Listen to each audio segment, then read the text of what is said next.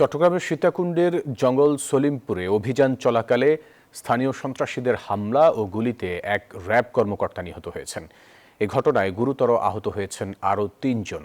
তাদের চট্টগ্রাম সিএমএইচে ভর্তি করা হয়েছে।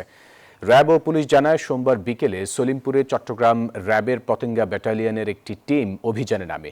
এ সময় তাদের উপর চড়াও হয় দুর্বৃত্তরা। হামলা ও গুলিতে ৪ র্যাব সদস্য গুরুতর আহত হন। পরে হাসপাতালে চিকিৎসাধীন অবস্থায় মারা যান র্যাব ৭-এ কর্মরত ডিএডি মোতালেব। আহত ৩ জনের অবস্থাও আশঙ্কাজনক।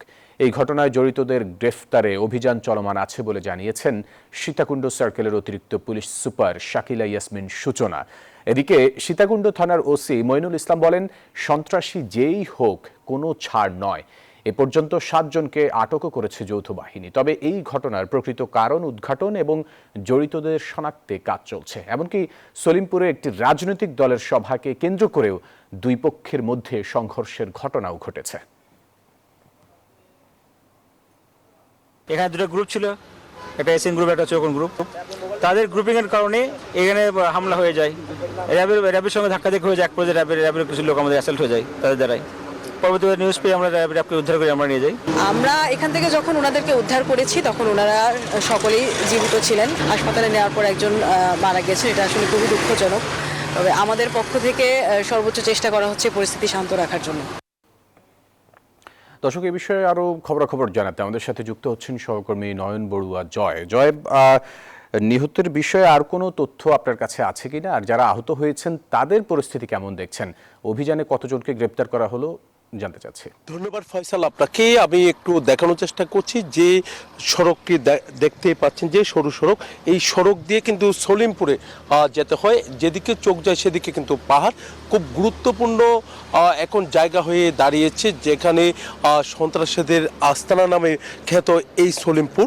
তো সেখানে র্যাবের এক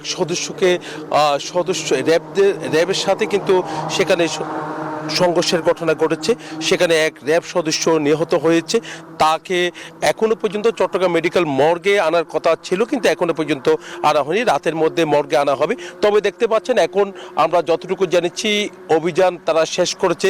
৭ জনকে কিন্তু গ্রেপ্তার করেছে বলে আমরা জানতে পেরেছি। তবে বিভিন্ন জায়গায় তাদের অবস্থান অব্যাহত রয়েছে। পুলিশ প্রশাসন থেকে শুরু করে এমনকি সেনাবাহিনী সহ যৌথ বাহিনী তারা টানা অভিযান তারা চালিয়েছেন। তারা বলছেন যারা আহত হয়েছে তাদেরকে সিএমএসে ভর্তি করা হয়েছে। এর মধ্যে চট্টগ্রাম মেডিকেলে কয়েকজনকে পাঠানো হবে বলে আমাদেরকে জানিয়েছেন।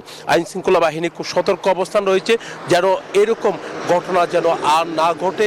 এমনকি সন্ত্রাসী যারা তারা যেন সেখানে অবস্থান করতে না পারে, সেদিকে প্রশাসন সতর্ক অবস্থান আছে। তাদের অভিযান তারা অব্যাহত রাখবে বলে আমাদেরকে জানিয়েছেন। এই ছিল আমার এখানকার সর্বশেষ।